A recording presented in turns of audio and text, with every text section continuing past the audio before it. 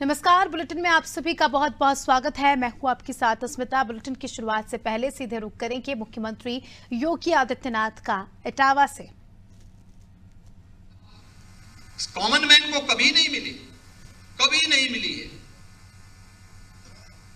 और इसका सर्वाधिक लाभ पेशेंट को तो होता ही है, लेकिन आप सबको भी इसका लाभ होता है, क्योंकि आपको एक डॉक्टर को, जैसे एक पिता को इस बात पर खुशी होती है उसका पुत्र सफलता की नई मंजिल चढ़ रहा है, एक गुरु को इस बात पे सब अच्छी खुशी होती है, उसको आत्मिक संतुष्ट होता है कि उसका शिष्य अच्छी दिशा में आगे बढ़ रहा है, वैसे एक डॉक्टर इस बात से संतुष्ट होता है कि उसने जिस पेशेंट का उपचार प्रारंभ किया है उसके रिजल्ट बेहतर आए हैं, अच्छी दिशा में स्वास्थ्य का लाभ प्राप्त कर रहा है।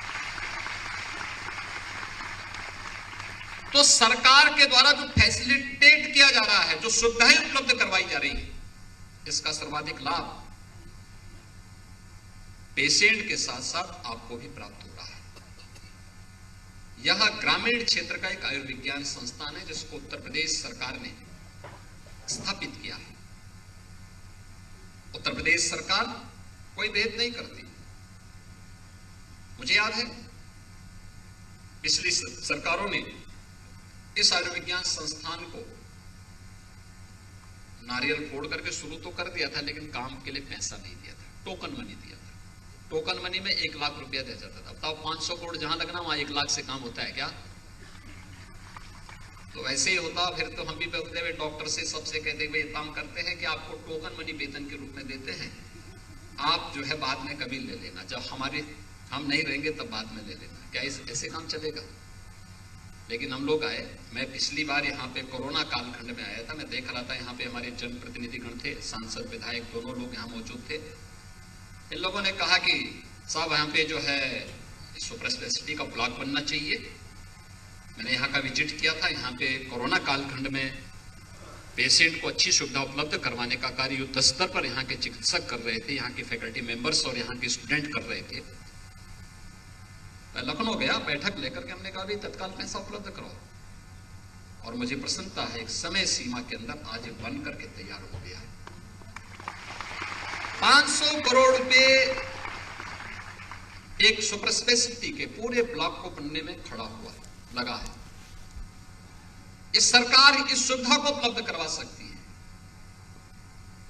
सरकार फैसिलिटेट कर सकती है, सरकार सुविधा उपलब्ध करा सकती है, संस्थान बनाने में योगदान दे सकती है, आधुनिक सुविधाएं दे सकती है, लेकिन इससे भी महत्वपूर्ण मायने रखता है स्वास्थ्य क्षेत्र में वह आपका व्यवहार, एक पेशेंट का मरीज के प्रति व्यवहार।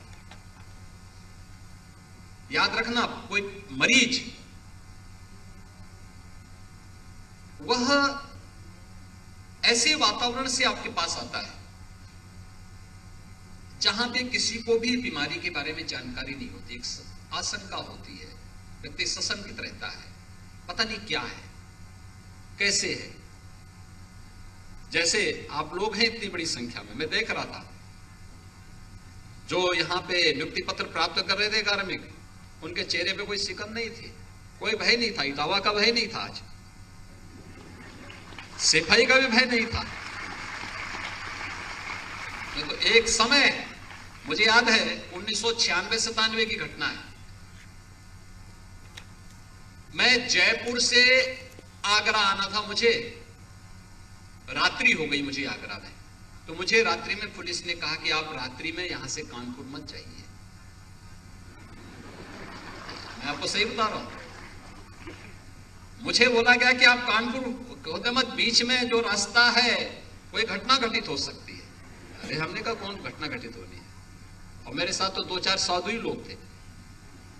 मैंने कहा मेरे साथ कौन घटना होनी है? कहा नहीं साहब रात्रि को मत जाइए, आप एक काम करना, जब सुबह आराम से जाइए, रात्रि को आप यहीं रुकिए। तो मुझे रात्रि को इटावा वहां रुकना पड़ा था, आगरा में रुकना पड़ा था। और आज आप देख रहे होंगे कि आगरा के सांसद यहाँ के सांसद हैं।